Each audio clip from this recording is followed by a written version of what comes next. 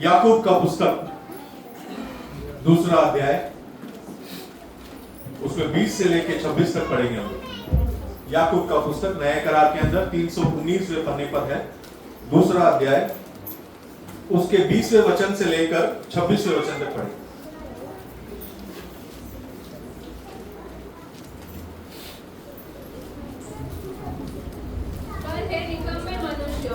क्या तू यह भी नहीं जानता कि कर्म बिना विश्वास व्यर्थ है? कर्म बिना विश्वास व्यर्थ है। जब हमारे पिता अब्राहम ने अपने पुत्र इसहाक को वेदी पर चढ़ाया, तो क्या वह कर्मों से धार्मिक न ठहरा था?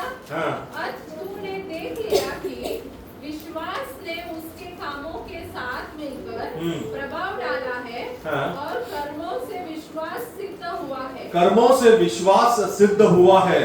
और पवित्र शास्त्र का यह वचन पूरा हुआ।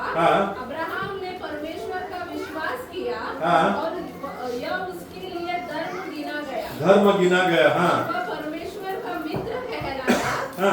इस प्रकार तुमने देख लिया कि मनुष्य केवल विश्वास से ही नहीं, वरन कर्मों से भी धर्मी ठहराता है। वैसे ही राहाब वेश्या भी, जब उसने दूतों को अपने घर में उतरा और दूसरे मार्ग से विदा किया, तो क्या कर्मों से धार्मिक न ठहरी? और जैसे देह आत्मा बिना मरी हुई है, वैसे ही विश्वास भी कर्म बिना मरा हुआ है। यहाँ पर अगर लगातार हम दूसरी बार आज क्या देखने वाले हैं, विश्वास के बारे में देखने वाले हैं। पिछली बार का अभी तक मिटाया नहीं, अच्छी बात है। आप लोग इस चीज के द्वारा जो है विश्वास के बारे में जान गए होंगे करके मैं समझता हूँ। लेकिन विश्वास के बारे में और भी बहुत सारा चीज जो कलाम हमें सिखाती है, बहुत सारी बातें हैं जो हमें जानना जरूरी है। थोड़ा थोड़ा करके हम क्या करेंगे उसे देखेंगे। पिछली बार हमने देखा था कि मनुष्य के अंदर 3 चीज होता है। क्या क्या होता है? देह होता है, प्राण होता है, और उसका तीसरा आत्मा होता है। बाहर शरीर, उसके बाद प्राण, उसके अंदर क्या होता है? उसका आत्मा होता है। इसका जो देह होता है, बाहर का जो शरीर होता है, इस शरीर के 5 इंद्रिय हैं, आंख, कान, महसूस करना, जीभ और नाक, जिनसे हमारा रोज का कामकाज चलता है, जिन शरीर के जरूरतों को क्या करता है, ये 5 चीजों द्वारा नियंत्रण में लाते हैं।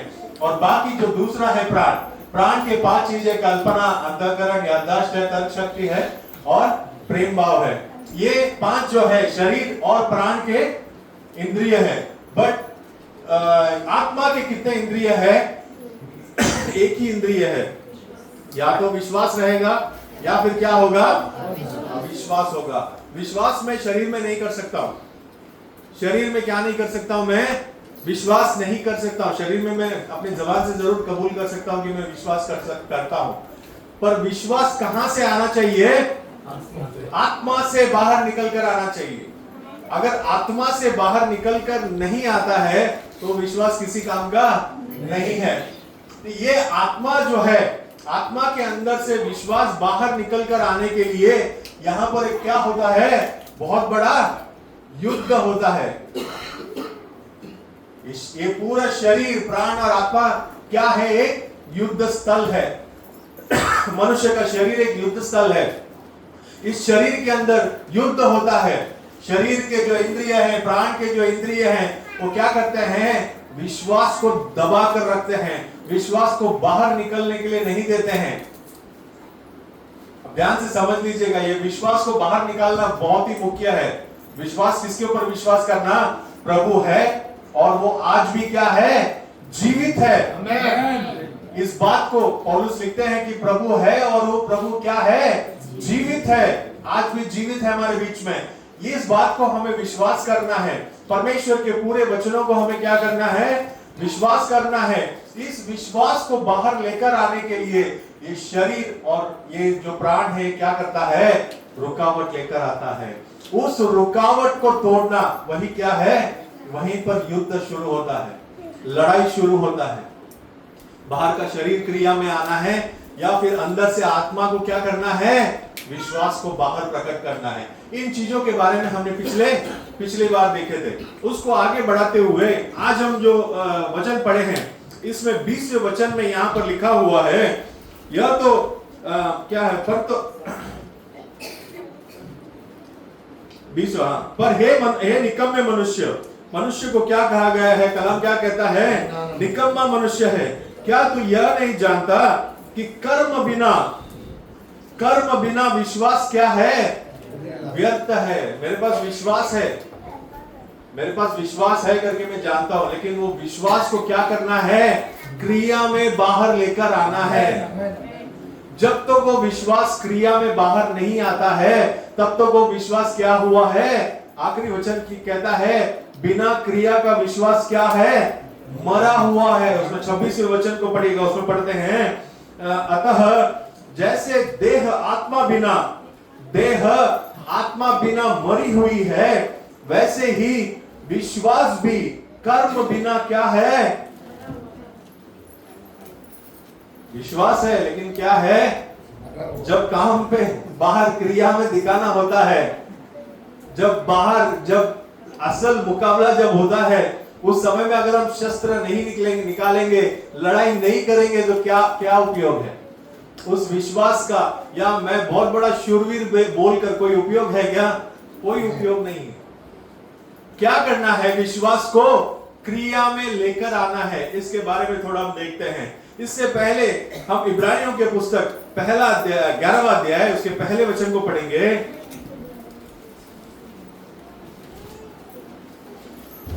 अब विश्वास आशा की हुई वस्तुओं का निश्चय। देखिए, अब विश्वास आशा की हुई वस्तुओं का निश्चय है, हाँ, और वस्तुओं का प्राण है, अनदेखी वस्तुओं का प्रमाण है। विश्वास का यहां पर क्या दिया हुआ है? एक डेफिनेशन दिया हुआ है। विश्वास का यही मतलब है। पौलुस बहुत सफाई से लिखते हैं, विश्वास क्या है?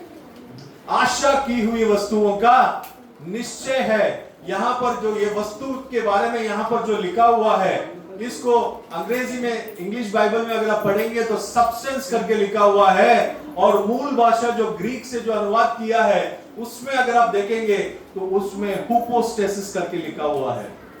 वो हुपोस्टेसिस का मतलब क्या है? नींव है। घर बनाने से पहले हम क्या करते हैं? नींव लगाते हैं। उस नींव के बगैर अगर घर बनाएंगे तो वो घर क्या हो जाएगा? टूट कर नीचे गिर जाएगा। तो ये विश्वास के बारे में यहां पर क्या बोला गया है? आशा की हुई नींव है, एक नींव है। उस नींव के ऊपर क्या करना है? बांधना है। पहले विश्वास क्या है इसका जानकारी हमें होना चाहिए। विश्वास क्या है? आशा की हुई एक नींव है। विश्वास एक नींव है। उस नींव के ऊपर, नींव क्या है? वो एक निश्चय है। वो हमें एक निश्चय देता है कि परमेश्वर है, परमेश्वर जीवित है, वो हमारे साथ है, उसके लिए कोई भी चीज नामुमकिन नहीं है, वो सारा कुछ कर सकता है। वो विश्वास हमें वो निश्चय देता है। वो विश्वास ही क्या है? हमारा नींव है। विश्वास अगर डगमगा जाएगा तो मसीहत जीवन का कोई भी उपयोग नहीं है। मसीहत और बिना मसीह को नहीं जानने वाले लोगों में कोई फर्क नहीं रह जाएगा अगर विश्वास सही नहीं रहेगा। अगर नींव सही नहीं रहेगा तो पूरा ऊपर का इमारत भी क्या हो जाएगा? सही नहीं रहेगा। हवा आएगा, पानी आएगा। कलाम कहता है ना कि वो क्या है? रेत के ऊपर बनाया हुआ एक घर के समान है। बाढ़ आता है, आंधी आती है और उस घर को क्या कर लेती है? मार कर निकल जाती है। पर जो विश्वास करता है उसका घर कैसा होता है? चट्टान के ऊपर बनाया हुआ एक इमारत है। वो चट्टान जो है उसका नींव है। उस नींव के ऊपर जो बनाया हुआ इमारत है, कितनी भी बड़ी आंधी है, कितने भी बड़ा तूफान आए, वो क्या नहीं हो सकता? टूट नहीं सकता। कितने अच्छे से सफाई से कलाम में सिखाता है। देखिए, ये विश्वास हमारे जीवन में, मसीहत के जीवन में उसका नींव क्या है? परमेश्वर के ऊपर का विश्वास। और उस परमेश्वर के ऊपर परमेश्वर है करके विश्वास करना है। और वो परमेश्वर आज भी जीवित है, हमारे बीच में जीवित है। हम उसके ऊपर विश्वास करेंगे, हम उसको पुकारेंगे, हम उसके पास प्रार्थना करेंगे विश्वास के साथ, मन के पूरे मन के साथ। जब मैं विश्वास करूंगा, जो भी मैं मांगो तो क्या किया जाएगा? दिया जाएगा। खटखटाओ तो क्या होगा? दरवाजे खुलेंगे। कोई भी ऐसा दरवाजा नहीं है जो बंद किया जा सकता है। पतरस और पौलुस को बंदीगृह में बंद करके रखा गया था, लेकिन वो बंदीगृह के लोहे के दरवाजे क्या नहीं कर पाए, उनको बंद करके अंदर रख नहीं पाए। पतरस को जो बंद करके रखा था, उसका पूरा कलीसिया प्रार्थना कर रहा है उसके लिए। रातों रात परमेश्वर ने क्या कर दिया, दरवाजे को, बंदीगृह के दरवाजे को खोल दिया। कोई भी दरवाजा विश्वास के सामने खटखटाओ तो क्या होगा, जरूर खुलेगा, कितना भी बड़ा दरवाजा हो। लेकिन हमें विश्वास में क्या नहीं करना है, डगमगाना नहीं है। उसका दूसरा जो भाग है उसमें क्या कहता है, अनदेखी वस्तुओं का क्या है, प्रमाण है। जिन चीजों को हमने देखा नहीं है, उस चीजों का क्या है, वो प्रमाण है। उस चीजों का एक क्या है, एक प्रमाण दिया जाता है। अब हम देखते हैं, एक बीज को जब हम बोते हैं, लूका का पुस्तक में पढ़िएगा, 8वां अध्याय 11 और 12 को पढ़ेंगे। लूक का पुस्तक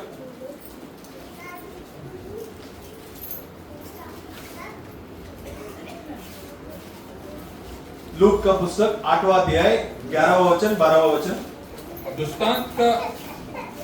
दृष्टांत का अर्थ यह है, बीज परमेश्वर का वचन है। बीज पर इसके साथ साथ और एक भी पढ़ना है, मत्ती 13वां अध्याय 38 वचन को पढ़िएगा, 37 और 38।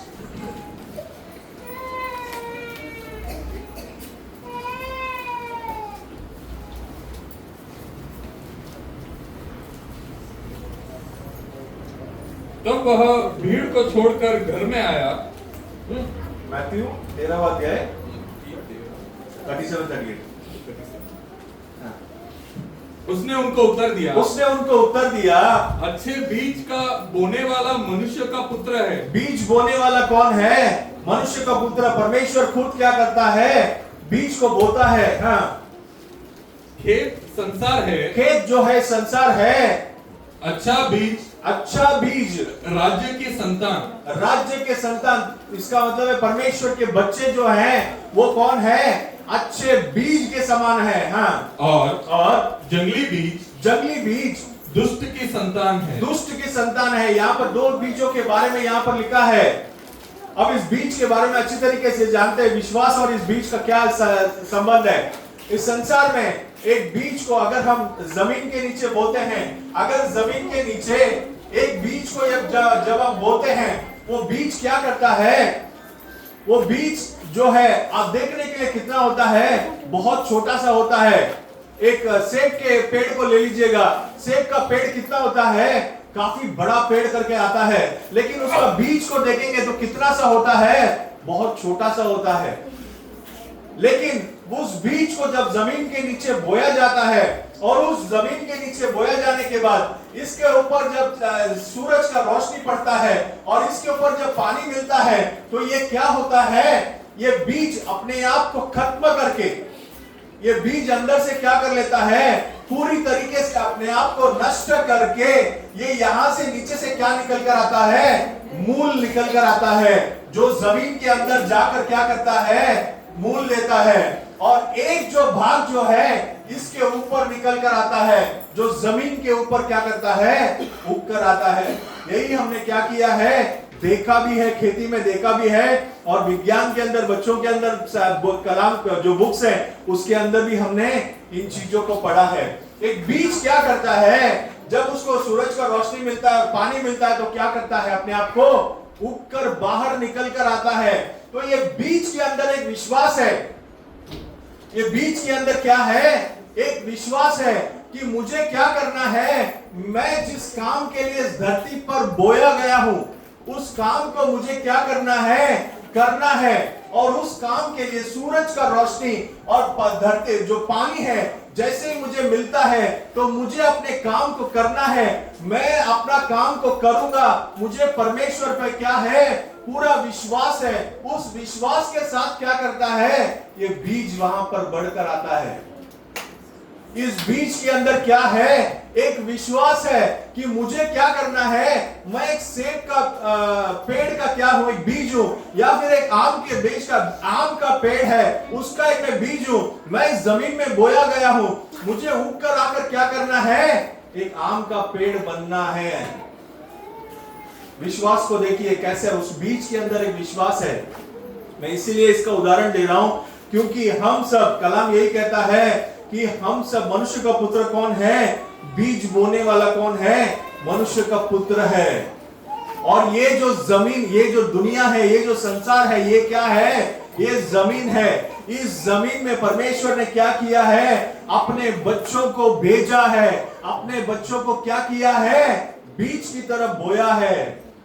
लेकिन इन बच्चों को क्या करना है? परमेश्वर के ऊपर विश्वास करना है।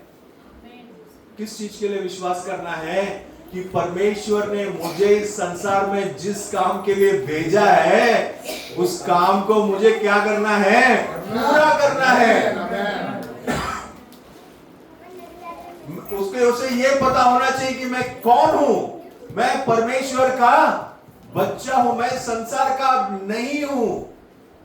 मैं इस संसार का बिल्कुल नहीं हूं। इस चीज का एहसास उसे होना चाहिए। उसके अंदर ये विश्वास होना चाहिए कि जिसने बोया है मुझे, वो कौन है? परम प्रधान परमेश्वर है। आकाश और धरती को सृष्टि किया वो परमेश्वर है। वो परमेश्वर मुझे क्या देगा? रोशनी देगा। वो परमेश्वर मुझे पानी देगा। मैं परमेश्वर के ऊपर विश्वास है। मुझे क्या करना है? बढ़कर आना है। और मुझे क्या करना है? फल देना है। कौन सा फल देना है? मेरा फल मुझे नहीं देना है। आज हम कौन सा फल दे रहे हैं बताइए? कौन सा फल दे रहे हैं? हाँ, ज्ञान दे रहे हैं। ज्ञान नहीं, कौन सा फल? हम मतलब हम सभी लोग इस दुनिया में जो हम जी रहे हैं, कौन सा फल दे रहे हैं? कैसा फल दे रहे हैं हम लोग? गुस्सा, क्रोध, ईर्ष्या, दूसरे के विरोध में बात करना, झगड़ा करना, गाली गलौज करना, वो हमें करना चाहिए। परमेश्वर के ऊपर क्या करना चाहिए? हमें प्रेम करना है। परमेश्वर के ऊपर विश्वास करना है। परमेश्वर के फलों को हमें क्या करना है? बाहर लेकर आना है। लेकिन आज इंसान क्या कर रहा है? आज इंसान क्या कर रहा है? अपने खुद के फलों को बाहर लेकर आता है। इंसान को परमेश्वर ने इस धरती पर क्यों बोया? किस लिए बोया था? ताकि पढ़िएगा भजन संहिता पहला अध्याय 3 वचन को पढ़िएगा।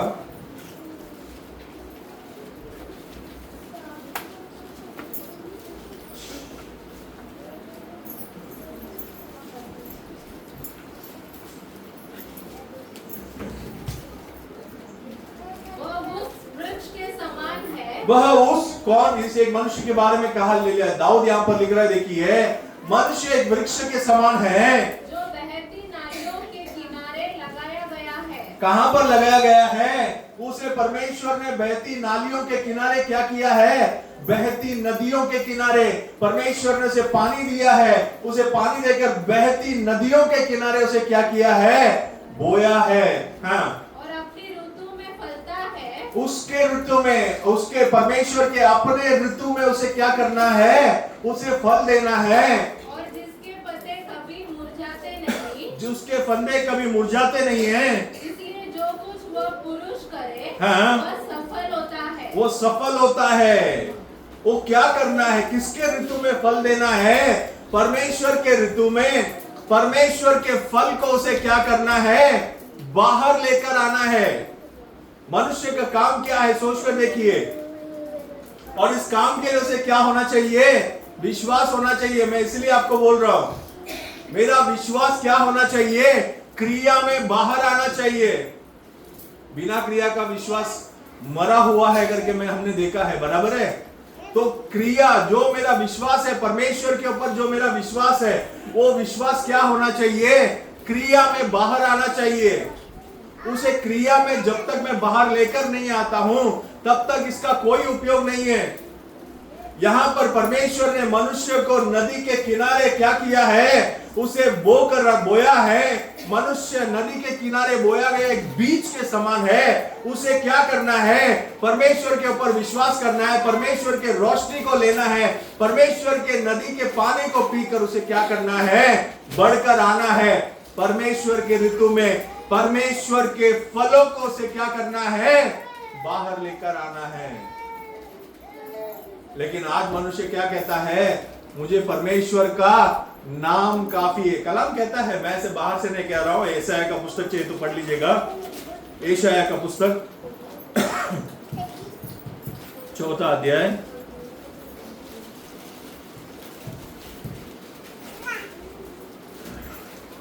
पहले वचन से पढ़िएगा। यशायाह, बुक ऑफ यशायाह चैप्टर 4, यशायाह पुस्तकम 4వ అధికారం 1వ వచనంతో వాసిക്കുക। उस समय 7 स्त्रियां, देखिए ये सब घटनाएं आज भी हो रही है, ये आज नहीं हो रहा है करके मत सोचिए। परमेश्वर के इस धरती में आने से पहले 800 वर्ष पहले ये सब लिखकर रखा गया है भविष्यवाणी के रूप में। लेकिन परमेश्वर इस धरती पर आकर आज 2000 वर्ष बीत चुके हैं, लेकिन आज भी ये वचन क्या हो रहा है, इस धरती पर हो रहा है। आप अच्छे से समझ लीजिएगा। उस समय 7 स्त्रियां एक पुरुष को पकड़कर कहेंगी, एक पुरुष को पकड़कर कहेगी। 7 स्त्रियां, स्त्री किसे बताता है, कलीसिया को बताता है। पुरुष किसे बताता है, परमेश्वर प्रभु यीशु मसीह के बारे में बताता है। रोटी तो हम अपनी ही खाएंगे। क्या करेंगे, रोटी भोजन। हमें क्या नहीं चाहिए, परमेश्वर का वचन बिल्कुल नहीं चाहिए। हमें परमेश्वर के भोजन से कोई मतलब नहीं है, हमें परमेश्वर के स्वर्ग के मन्ना से कोई मतलब नहीं है, परमेश्वर के आत्मिक भोजन से कोई मतलब नहीं है, इस कलाम से हमें कोई मतलब नहीं है। हाँ, और वस्त्र अपने ही पहनेंगे। हम हमारे धर्म के हिसाब से जिएंगे, हमें जो सही लगता है उसके अनुसार हम जिएंगे। ये 7 कलीसियाएं क्या कहती है, हम हमारे मन के अनुसार जिएंगे, हम हमारे योग्यता के अनुसार, हमारे मन के अनुसार हम वस्त्र पहनेंगे। हाँ, केवल हम तेरी कहलाएं। क्या चाहिए उनको, केवल, हाँ पढ़िए उसके आगे, केवल तेरी कहलाएं, हमारी नामधराई दूर कर। हमारी नामधराई, इसको इंग्लिश में पढ़ लीजिएगा। 4th chapter verse 1 is Isaiah. And in that day, 7 women shall take hold of one man, shall take hold of one man, saying, we will eat our own bread, we will eat our own bread and wear our own apparel. and wear our own apparel. Only let us be called by the name. Only let us be called by thy name. हमें क्या चाहिए, केवल आपका नाम चाहिए। 7 कलीसियाओं को क्या चाहिए, भोजन हम हमारा देख लेंगे, दुनियादारी में हम रहेंगे, हमारा वस्त्र पहनेंगे, हम हमें जो सही लगता है उसके अनुसार चलेंगे। लेकिन क्या चाहिए उनको, केवल आपका नाम चाहिए। आज दुनियादारी में मसीह क्या है, लोग क्या कहलाते हैं, लगभग 75% लोग क्या कहलाते हैं, मसीही लोग कहलाते हैं। लेकिन उनका जीवन को अगर आप देखेंगे, उन कलीसियाओं को अगर आप जाकर देखेंगे, उनका चाल चलन को अगर आप जाकर देखेंगे, तो ये 4 अध्याय 1 वचन पूरी तरीके से पूरा होते हुए आप देख पाएंगे। यहां पर इन्हें क्या नहीं चाहिए, इनको परमेश्वर के ऊपर विश्वास नहीं करना है, परमेश्वर का भोजन इन्हें नहीं चाहिए, परमेश्वर का वस्त्र, धार्मिकता का वस्त्र इन्हें नहीं चाहिए। लेकिन परमेश्वर का क्या चाहिए, नाम चाहिए। मुझे मसीह करके बुलाना है, मुझे क्रिश्चियन करके बुलाना है। क्या बुलाना है, मैं यीशु मसीह को क्या करता हूं, आराधना करता हूं। वो मेरे लिए क्या है, एक स्टेटस, मेरा क्या है, मेरा एक अंदर एक ये बनाता है, रुतबा बनाता है। लेकिन मुझे परमेश्वर का भोजन नहीं खाना है, परमेश्वर के आत्मिक भोजन को क्या नहीं करना है, मुझे बिल्कुल नहीं चाहिए। मुझे परमेश्वर के वचन बिल्कुल नहीं चाहिए। मैं अपना भोजन खा लूंगा, मुझे जो सही लगता है, दुनियादारी के हिसाब से मुझे जो करना है, खाना है, पीना है, नाचना है, गाना है, जो मेरा मन मर्जी है वो मैं करूंगा। लेकिन क्या नहीं करूंगा, मुझे आपका भोजन नहीं चाहिए, मैं अपना देख लूंगा, सिर्फ मुझे क्या चाहिए, आपका नाम चाहिए। इन्हें कहा जाता है नाम धराई का मसीही लोग। केवल नाम के लिए क्या है, मसीही लोग। इनके बारे में आगे लिखा है, आप लोग पढ़ लीजिएगा, मैं इसके ऊपर इसमें आगे जाना नहीं चाहता हूं, इसमें वो अलग एक टॉपिक है। मैं केवल इसलिए बताता हूं कि दुनिया के लोग आज कैसे हैं, केवल परमेश्वर के नाम के लिए हैं, लेकिन परमेश्वर के वचन को बिल्कुल वो नहीं क्या नहीं करना चाहते हैं, स्वीकार करना नहीं चाहते हैं। लेकिन यहां पर परमेश्वर ने अपने लोगों को कैसे कर रखा है, उसके ऋतु में उसके फलों को क्या करना है, मनुष्य को बाहर लेकर आना है। हमारे ऋतु में हमारे फलों को बाहर लाने का काम हमारा नहीं है। इसलिए मैंने पूछा था, आज हम कौन सा फल दे रहे हैं, आज हम कौन सा फल दे रहे हैं। हमारे सामने एक सवाल है, मैं क्या कर रहा हूं, मैं पापों में डूबा पड़ा हुआ हूं क्या, मैं गलत कामों में डूबा पड़ा हूं क्या, मेरा मांस के क्रिया, मेरा ये जो पांचों इंद्रियां है, ये 5 और ये 5, वो क्रिया में है क्या, या फिर मेरा विश्वास क्या करना है, क्रिया में है। मेरा विश्वास जब क्रिया में आएगा तो क्या होगा, उसके उदाहरण को हम देखते हैं। शाद्रक, मेशक और आबेदनगो को हम अच्छी तरीके से सुन चुके हैं, सुने हैं ना, इससे पहले भी मैंने आपको बताया शाद्रक, मेशक और आबेदनगो के बारे में। वो 3 ऐसे यहूदी थे जिनको क्या किया गया था, नेबूकदनेस्सर राजा ने बंदी बनाकर लेकर गया था, पूरे यहूदियों को बनाया था, उनमें ये 3 भी बंदी बनाकर लेकर गए थे। राजा ने बहुत बड़ा मूर्ति बनाया, उसे क्या करने के लिए कहा, सबको नमन करने के लिए कहा। लेकिन यहूदी यहोवा परमेश्वर को छोड़कर किसी और को क्या नहीं करता है, नहीं नमन करेगा, क्योंकि वो जानता है कि इज़राइल सुन, तेरा परमेश्वर यहोवा एक ही परमेश्वर है। मूसा के द्वारा दिया गया व्यवस्था में जो दिया गया है उसको अच्छी तरीके से जानता है, तो उसने नहीं किया, क्या नहीं किया, नमन नहीं करेगा। उस समय का नियम ये था, जो नमन नहीं करेगा उसे क्या किया जाएगा, आग में जलाया जाएगा, आग के अंदर डाल दिया जाएगा, जलकर भस्म हो जाएगा। इन तीनों ने इतना जानने के बावजूद उन्होंने क्या नहीं किया, उस मूर्ति को नमन नहीं किया। जब आया उसका उनके लोगों ने जाकर राजा को बताया कि वो 3 यहूदी जो हैं वो क्या नहीं कर रहे हैं, आपके बनाए हुए इस नियम का पालन नहीं कर रहे हैं, वो लोग आपके बनाए हुए इस मूर्ति को नमन नहीं कर रहे हैं, इनके खिलाफ आपको क्या करना होगा, इनको दंड देना होगा। जो दंड वहां पर बनाया गया है उस दंड इनको देना होगा।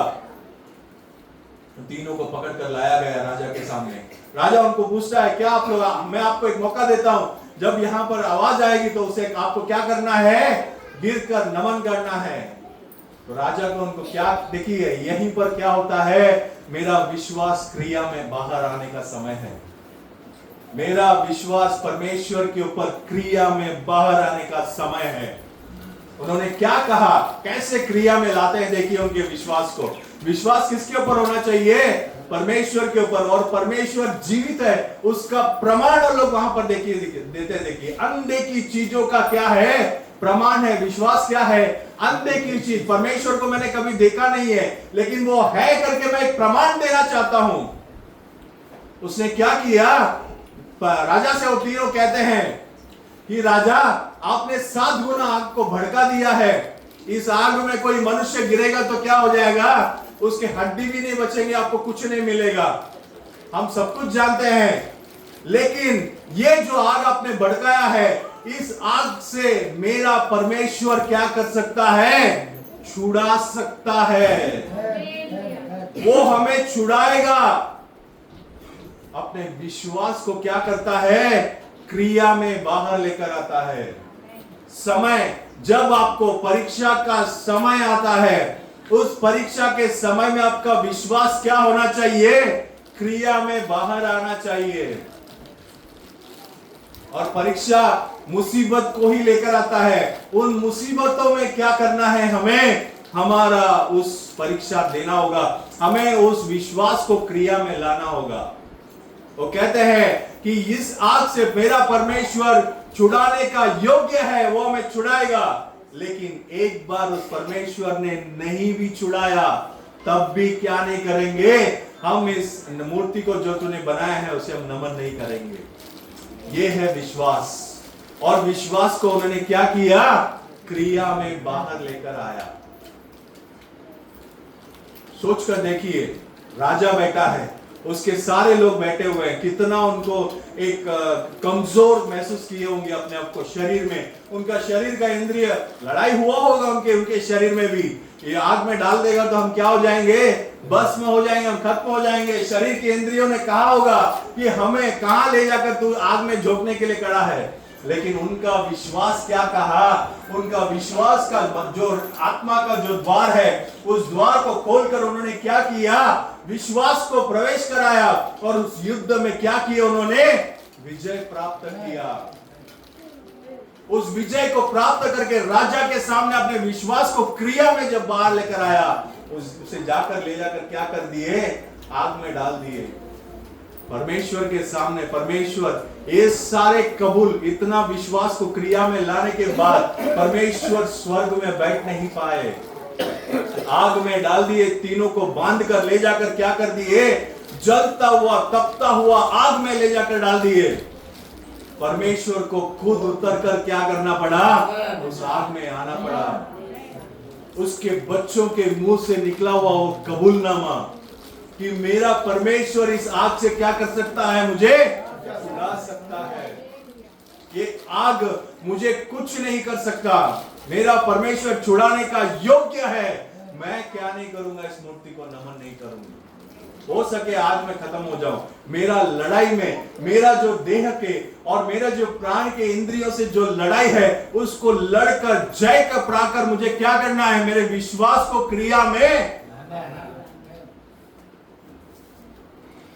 लाना है। कोई और दूसरा रास्ता है ही नहीं। ये हर रोज का, हर पल का, हर घड़ी का क्या है? हमारा शरीर में लड़ाई है। हमारा शरीर क्या करेगा हमें? क्यों हम उपवास करते हैं? क्यों हम प्रार्थना करते हैं? कलाम को क्यों पढ़ना है? क्यों पढ़ना है? क्यों हम पढ़ते हैं? क्योंकि दिन प्रतिदिन हमें आत्मा में क्या करना है? बढ़ना है। परमेश्वर का पवित्र आत्मा हमारी मदद करेगा। लेकिन जब तक हम आत्मा में आगे नहीं बढ़ेंगे, जब तक हम परमेश्वर से प्रार्थना में नहीं बने रहेंगे, जब तक हम परमेश्वर से उपवास में नहीं बने रहेंगे, तब तक हम क्या नहीं कर पाएंगे? इस लड़ाई में जो है हम क्या नहीं कर पाएंगे? आगे नहीं बढ़ पाएंगे। इस विश्वास को बाहर लाना ही है क्रिया में। शाद्रक, मेशक और अबेदनगो ने क्या किया? उसको क्रिया में लाया। और एक उदाहरण मैं आपको बताता हूं दाऊद का। दाऊद ने क्या किया? छोटा सा बालक था, भेड़ बकरियां चराता था जंगल में। उसके पिता ने क्या कर दिया? उसके भाइयों के पास भेज दिया जो जंग लड़ रहे थे फिलिस्तीयों के साथ। बोला जा जाके भोजन को लेकर जा, अब तेरे भाई वहां पर सेना में है, लड़ाई कर रहे फिलिस्तीयों से, जाकर पता कर वहां पर क्या हो रहा है, उनका हालचाल पूछ कर आना। ये बालक अपना हंसता खेलता अपने भाइयों के लिए भोजन लेकर क्या कर दिया? लेकर चल पड़ा। वहां जब सेना में पहुंचा, उस छावनी में जब पहुंचा, तो वहां पर उसे फिलिस्तीयों का एक जो बहुत बड़ा राक्षस है गोलियत, उसका गरजता हुआ आवाज सुना। परमेश्वर को निंदा करते हुए उस आवाज उनके कान में पड़े दाऊद के। दाऊद कैसा व्यक्ति है? हमेशा परमेश्वर के साथ साथ रहने वाला, परमेश्वर का गीत गाने वाला, परमेश्वर का ध्यान करने वाला। जंगल में जब वो भेड़ चराता था, तो भेड़ को चराते चराते वो हमेशा गीत गाते, परमेश्वर के साथ साथ चलने वाला एक मनुष्य था। उसे किसी बात का क्या नहीं था? ज्ञात नहीं था उसको लड़ाई कैसे लड़ना है, सेना क्या चीज है, शस्त्रों को कैसे पहनना, शस्त्रों का उपयोग कैसे करना, कुछ भी नहीं पता था उसे। लेकिन उसके कान में जब परमेश्वर का नाम का निंदा पड़ा, उसके अंदर का विश्वास क्या हो गया? जाग उठा। ये मेरा लड़ाई है। उसका इंद्रिय, इसका देह के इंद्रिय बोलेंगे तू एक बालक है बेटा, तू एक बच्चा है, तू क्या कर पाएगा? वो एक बहुत बड़ा राक्षस है, उसे जाकर देख। उसे उसके सामने तेरे राजा नहीं खड़ा हो पाता, तेरे भाई इतने बड़े शूरवीर बनते हैं, वो लोग खड़ा नहीं हो पाते हैं। जैसे वो राक्षस चलकर आता है, सब भागकर जाकर छुप जाते हैं। तू जाकर क्या सामना करेगा? तूने कभी अपने हाथ में तलवार तक नहीं उठाया है, एक ढाल तक नहीं उठाया है, कभी युद्ध किया नहीं है। उस राक्षस के सामने जो एक युद्ध का बहुत बड़ा अच्छा अनुभवी आदमी है, उसके सामने जाकर तू लड़ाई कैसे करेगा? सोच कर देखिए, इसका देह के इंद्रिय इसे क्या कर रहे हैं? रोक रहे होंगे, इसे आगे जाने से रोक रहे होंगे, इसे कैसे भी क्या करना है? आगे नहीं बढ़ने देना है। लेकिन उसके अंदर का एक विश्वास, उसने अपने मन, इसके जो आत्मा के जो द्वार है, मन के जो द्वार है, उस द्वार को खुला रखा है। उसका विश्वास हमेशा से परमेश्वर के ऊपर बना था। उसने क्या कहा? इस व्यक्ति ने क्या किया है? परमेश्वर के जीवित परमेश्वर प्रभु यहोवा के नाम को क्या किया है? निंदा किया है। और मूसा के व्यवस्था के अनुसार जो मनुष्य परमेश्वर के नाम को निंदा करता है, उसे क्या करना है? मार डालना। उसे जीवित रहने का कोई हक नहीं है, उसके ऊपर कोई बात ही नहीं करना। उसका विश्वास किसके ऊपर नहीं था? ढाल तलवार के ऊपर नहीं था। राजा ने उसे ढाल पहनाया, तलवार पहनाया, सारे उसके जो शस्त्र होते हैं सब कुछ पहनाया। जैसे उठकर वो सब पहनकर चलने लगा तो वो क्या नहीं कर पाया? एक कदम भी चल नहीं पाया। उसने सब कुछ उतार दिया, उसके तलवार ढाल सब कुछ दे दिया। उसने कहा कि मुझे इन चीजों का जरूरत नहीं है, क्योंकि उसका विश्वास परमेश्वर के ऊपर था। उसका विश्वास ढाल तलवार के ऊपर बिल्कुल नहीं था। विश्वास को क्रिया में लेकर आता है। देखिए, परमेश्वर के नाम को निंदा किया है, उस मनुष्य को क्या करना है? मार डालना। तो जीवित रहने का कोई अधिकार नहीं है। मेरा विश्वास परमेश्वर के ऊपर है, मेरा जो काम करना है परमेश्वर करेगा, मुझे बस आगे बढ़ना है। मैं उसके विश्वास को क्या करता है? क्रिया में लेकर आता है। वो उतर जाता है, उसका हाथ में क्या करता है? उसके जो स्लिंग शॉट बोलते हैं, उसमें एक पत्थर को बांधकर घुमाकर वो क्या करता है? जब मारता है, उस राक्षस के माथे पर जाकर लगता है। वो राक्षस वहीं पर क्या हो जाता है? ढेर हो जाता है। उसी का तलवार उठाकर उसी के गर्दन को काटकर उस दिन उसने इजराइल के लिए बहुत बड़ा एक विजय प्राप्त कराया। विश्वास को क्या करना है? क्रिया में लाना है। लेकिन उस विश्वास को क्रिया में लाने से पहले यहां पर इस शरीर और प्राण से क्या करना है? अंदर का लड़ाई लड़ना है। हर एक इंसान को, हर एक मनुष्य को, हर एक व्यक्ति को क्या करना है? इस लड़ाई को लड़ना ही है। जब तक हम हमारे अंदर के लड़ाई को लड़कर उस पर विजय प्राप्त नहीं करेंगे, तब तक उस विश्वास को क्रिया में हम लेकर नहीं आ सकते। दाऊद ने अपने शरीर के इंद्रियों को क्या किया? नियंत्रण में रखा। तो शांत रहे। उसने परमेश्वर के नाम को निंदा किया है, उसे जीने का कोई अधिकार नहीं है। परमेश्वर के नाम से मैं क्या कर रहा हूं? उसके सामने जा रहा हूं। आप सभी लोग इतने शांत कैसे? जाकर क्या कीजिए? उस राक्षस को मार डालिए। लेकिन कोई भी जाने को तैयार नहीं है, क्योंकि सबका क्या कर रहा है? बाहर के देह का इंद्रिय काम कर रहा है। उस राक्षस के बाहर के जो उसके जो रूप है, उसे देखकर वो लोग क्या कर रहे हैं? घबरा जा रहे हैं।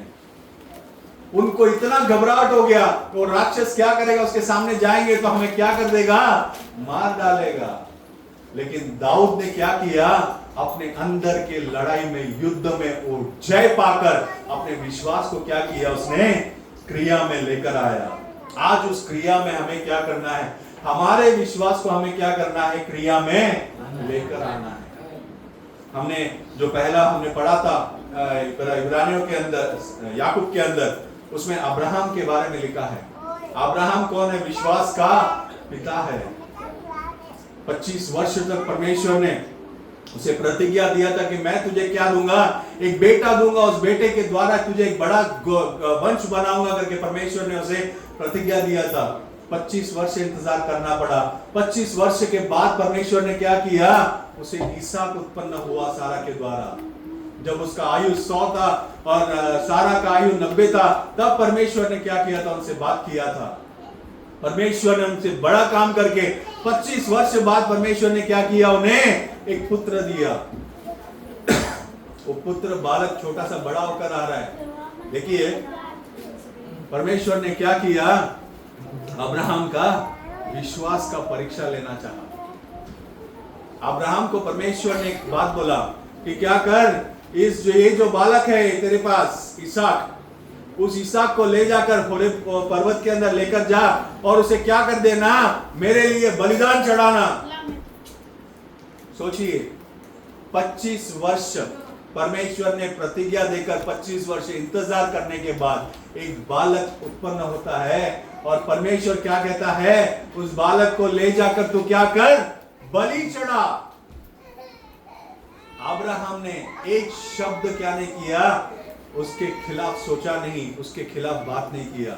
उसने सीधा उसके बाद उसके बेटे को लिया, अपने सेवक को लिया, अपने जानवरों को लेकर वो क्या किया, पर्वत की तरफ बढ़ गया, उस पहाड़ की तरफ बढ़ गया। वहां पर ले जाकर वेदी बनाता है। वेदी बनाते वक्त ईसाक उसका पुत्र पूछता है कि हे पिता, बलि आपने बना दिया, जलाने के लिए सारे लकड़े आपने जमा कर दिए, लेकिन इसके ऊपर बलि कहां पर है। उस बालक को भी पता नहीं है कि बलि कौन होने वाला है। बलिदान परमेश्वर ने उसको खुद को बलि करने के लिए कहा है। उत्पत्ति में पढ़ लीजिएगा, मैं बाहर का कहानी नहीं बोल रहा हूं।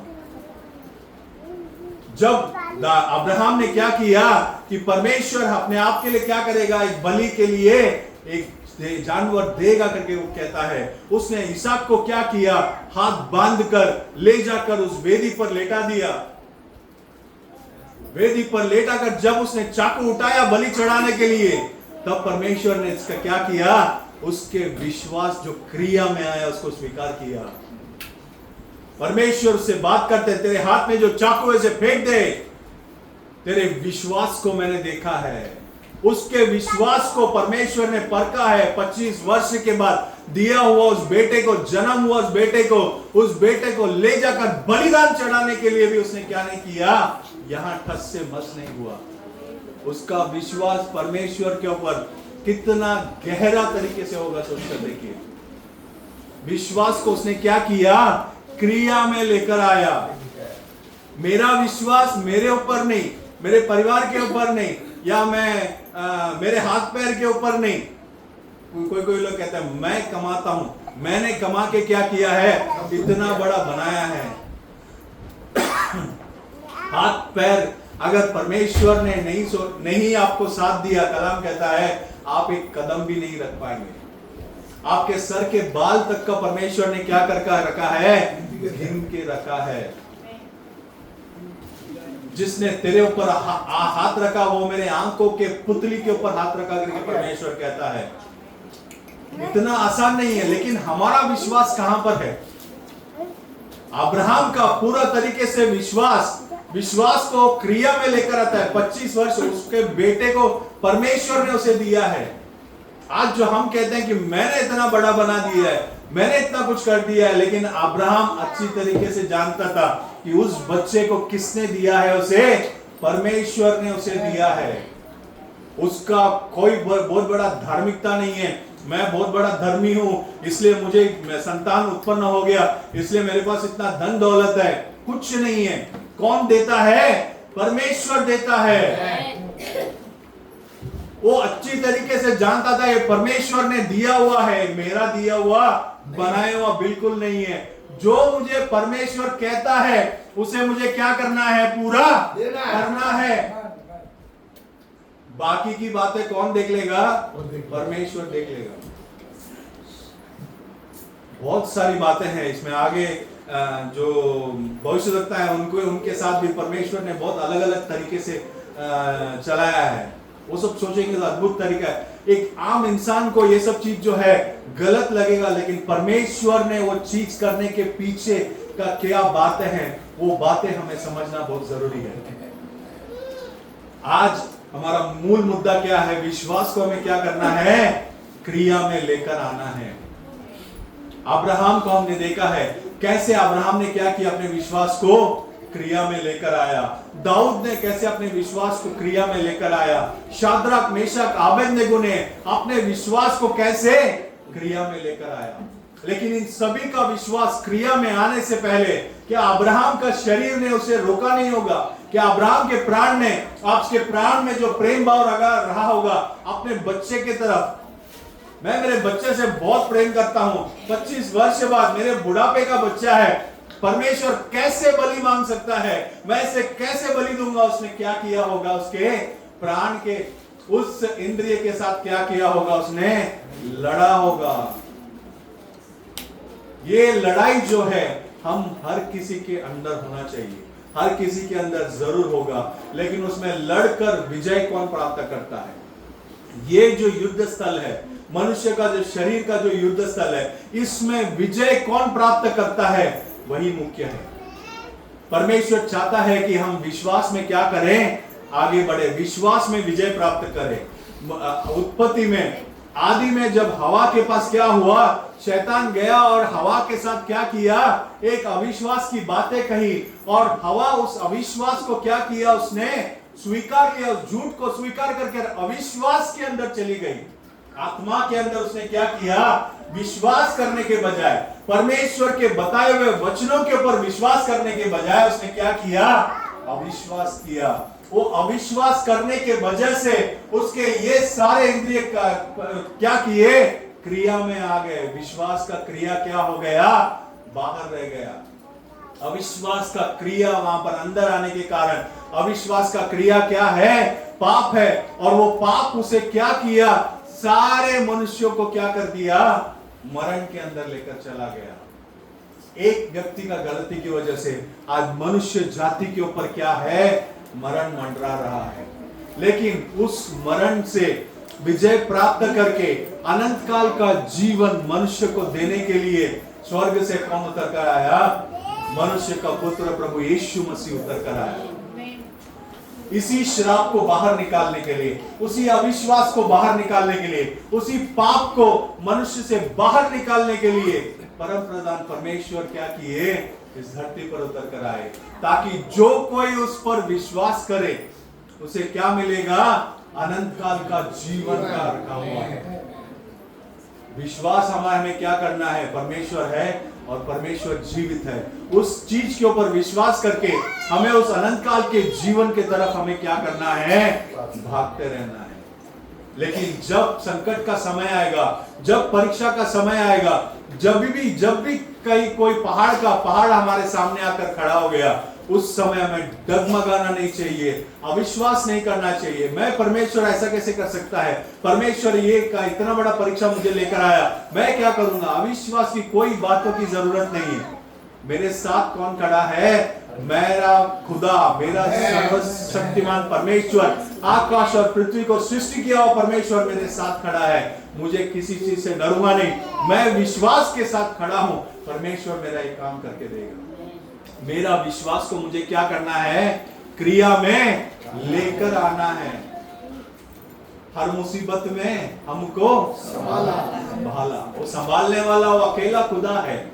मैं अपने आप को, मैं कलाम वही कहता है कि हे मूर्ख, कहता है परमेश्वर, आज रात को अगर आज तेरा मृत्यु हो गया, तेरा जीवन को मैंने उठा लिया, तो तू कहां पर जाएगा।